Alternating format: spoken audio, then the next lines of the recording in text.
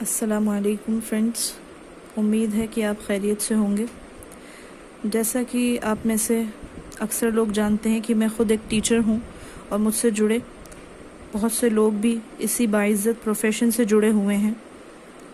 اور ہم سب کی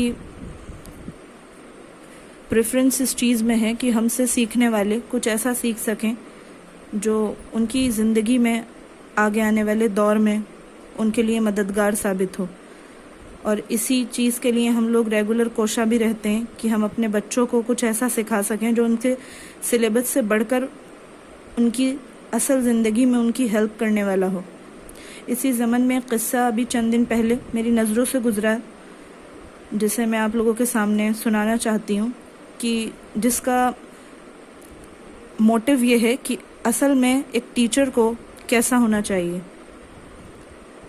تو قصہ کچھ یوں ہے کہ ایک شادی کی تقریب میں ایک صاحب اپنے جاننے والے آدمی کے پاس جاتے ہیں اور پوچھتے ہیں کہ کیا آپ نے مجھے پہچانا؟ انہوں نے غور سے دیکھا اور کہا، ہاں، آپ میرے پرائمری اسکول کے شاگرد ہو، کیا کر رہے ہو آج کل؟ اس طریقے سے کنورسیشن آگے بڑھتی ہے۔ میں ورڈ ٹو ورڈ آپ کو پڑھ کے سنا رہی ہوں۔ شاگرد جواب دیتے ہیں کہ میں بھی آپ کی طرح ایک اسکول میں ٹیچر ہوں، اور ٹیچر بننے کی یہ خواہش مجھ میں آپ کی وجہ سے پیدا ہوئی۔ ان کے استاد ان سے پوچھتے ہیں کہ وہ کیسے؟ تو شاگرد انہیں ایک ڈیٹیل میں رپلائی کرتے ہیں، جو یہ ہے کہ آپ کو یاد ہے کہ ایک بار کلاس کے ایک لڑکے کی بہت خوبصورت گھڑی چوری ہو گئی تھی، اور وہ گھڑی میں نے چرائی تھی۔ آپ نے پوری کلاس کو کہا تھا کہ جس نے بھی یہ گھڑی چرائی ہے واپس کر دے۔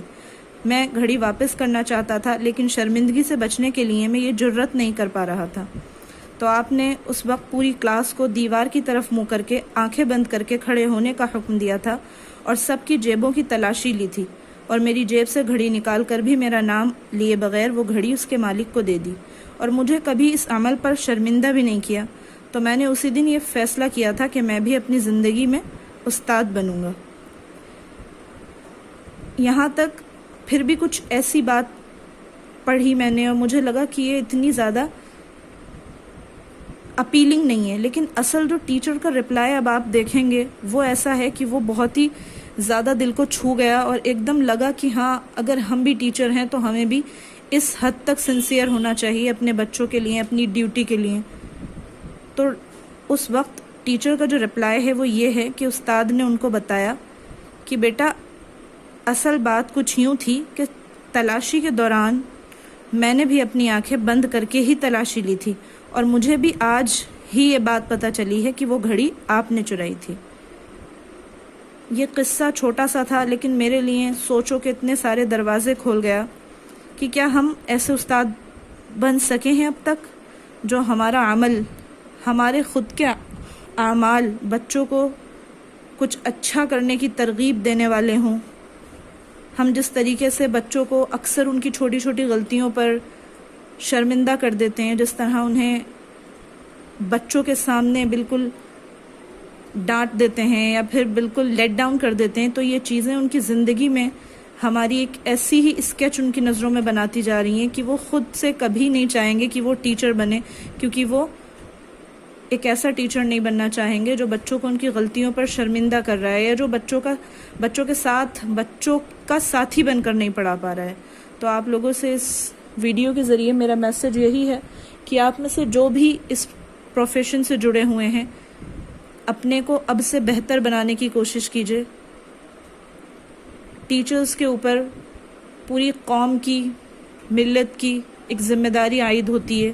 جو باقی عام پروفیشنز میں نہیں ہیں۔ تو ہم لوگوں کو چاہیے کہ ہم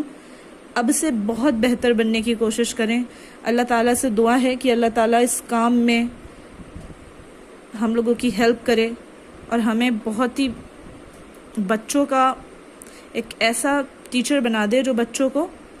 کچھ اچھے کی ترغیب دے سکے، جو بچوں کا صرف سلیبس کمپلیٹ کرانے کو ٹارگٹ نہ رکھے، جو بچوں کو کچھ سکھانا چاہے، جو بچوں کو ان کی عملی زندگی میں بہتر بنانے کے لیے